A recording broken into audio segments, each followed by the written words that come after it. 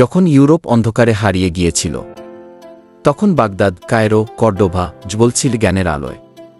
জ্যোতির্বিজ্ঞান, চিকিৎসা, algebra, optics, সেই সব ক্ষেত্রেই অগ্রদূত ছিলেন মুসলিম বিজ্ঞানীরা।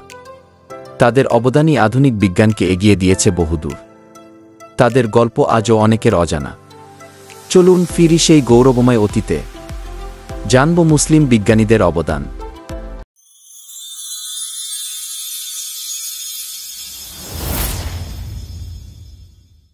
আসসালামু আলাইকুম বন্ধুরা, আজ আমরা জানব সেই সব মুসলিম মনীষীদের কথা যারা বিজ্ঞানের ইতিহাসে স্বর্ণাক্ষরে নাম লিখিয়েছেন।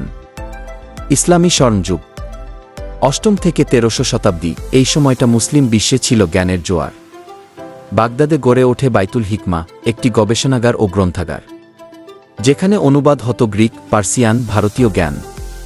সেই সঙ্গে চলত মৌলিক গবেষণাও।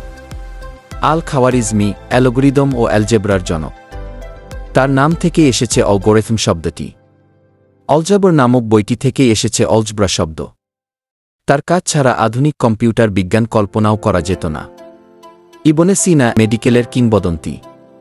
তার দ্য ক্যানন অব মেডিসাইন শত শত বছর ইউরোপের মেডিকেল স্কুলগুলোতে পাঠ্য ছিল। তিনি ৭০০-এর বেশি রোগ ও ওষুধের বর্ণনা দেন, চিকিৎসার এক যুগান্তকারী বিপ্লব। আল বিরুনি একজন পলিম্যাথ। তিনি শুধু জ্যোতির্বিদ্যা নন, ভূগোল, ইতিহাস, গণিত সব ক্ষেত্রেই অবদান রেখেছেন। পৃথিবীর পরিধি নির্ণয়ে তার হিসাব আজকের কাছাকাছি। ইবনে হাইশাম অলহেজেন অপটিক্সের জনক। তিনি প্রথম বলেন, চোখ আলো গ্রহণ করে দেখে। তার লেখা বুক অব অবজেক্টস পরবর্তী বিজ্ঞানীদের পথ দেখায়।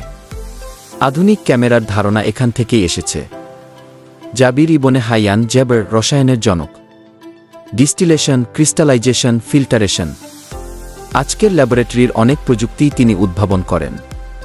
আল-ইদরিসি মানচিত্রবিদ্যার পথিকৃৎ। তার তৈরি মানচিত্র ইউরোপীয় অভিযাত্রীদের গাইড করেছিল শত শত বছর। এছাড়াও ছিলেন ইবনে রুশদ, উলুগ বেগ, আলতুসি, ইবনে বতুতা, ইবনে খালদুন।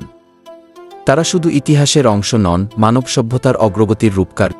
বন্ধুরা, আজ আমরা যে আধুনিক বিজ্ঞান, প্রযুক্তি ও চিকিৎসার সুবিধা ভোগ করি, তার অনেক ভিত্তিই তৈরি করেছেন সেই মুসলিম বিজ্ঞানীরা। তারা প্রমাণ করেছেন, জ্ঞান ছড়িয়ে দিলে তা কেবল এক জাতি নয়, পুরো মানবজাতিকে আলোকিত করে। তাদের পথ ধরে আমাদেরও হাঁটতে হবে। জ্ঞান অর্জন করতে হবে, গবেষণায় এগিয়ে যেতে হবে। জানুন, শিখুন, ছড়িয়ে দিন। যদি ভিডিওটি ভালো লাগে তাহলে লাইক দিন, বন্ধুদের সঙ্গে শেয়ার করুন। আর লাইফ মাস্টার ভিকি চ্যানেলটি সাবস্ক্রাইব করতে ভুলবেন না।